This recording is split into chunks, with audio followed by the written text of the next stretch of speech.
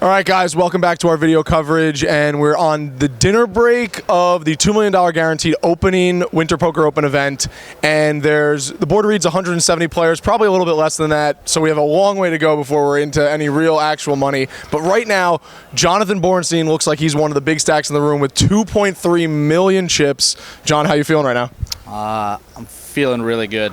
Getting guys to put in their chips with hands that are flipping with mine, and then I'm outplaying them by winning these flips.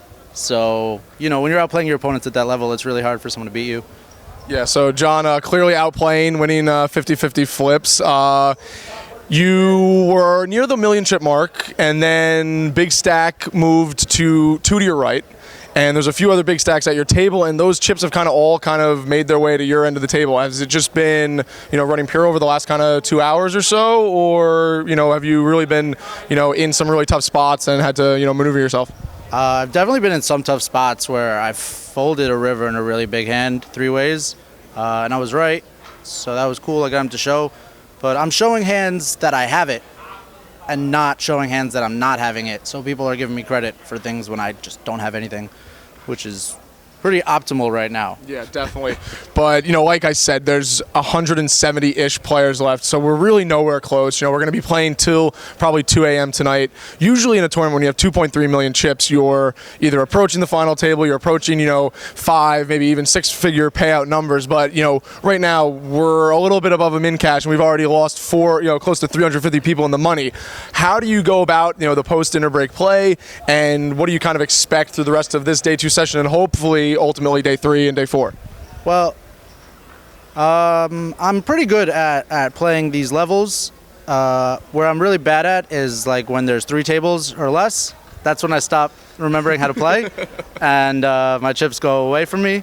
So I'm just gonna, I'm pretty good at applying pressure in selective spots. A lot of people here just want a ladder, and I don't really care. Yeah.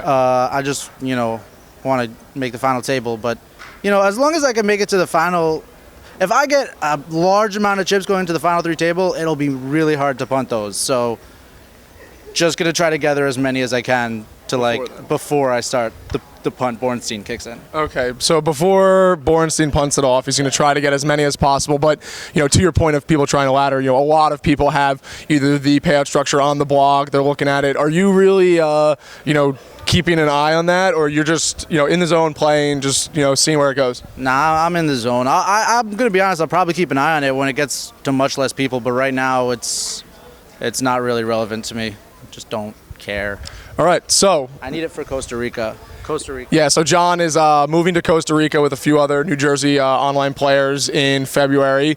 Going to be playing a lot on worldwide sites, and this would be a pretty good going away present, right? We wrote that on the vlog earlier, so hopefully John Borenstein can keep it going on the other side of dinner break. We'll see if he can accumulate those chips before the ultimate Borenstein punt later. Hopefully not, though. All right, thanks, John, for taking some time, and good luck. # for Costa.